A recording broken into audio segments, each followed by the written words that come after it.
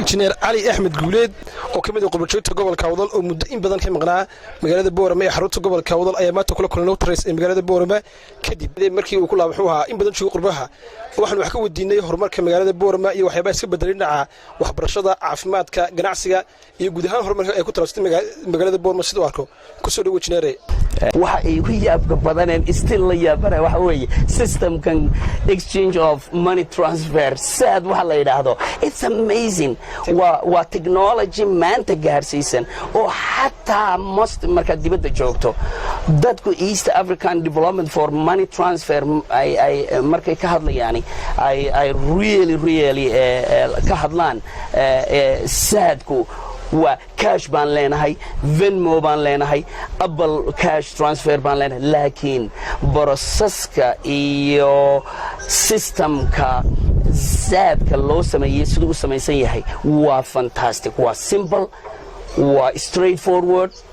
waa very efficient it is amazing those are the things and honestly la yaabay waxa weeye how private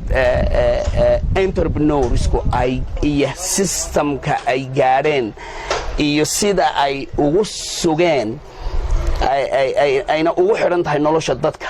sida wanaagsan ay ugu dib yaraatay oo maanta qofka tiraahdo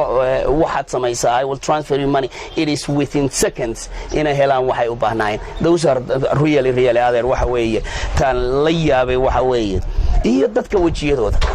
sida loo farxsan yahay sida la isku dhow yahay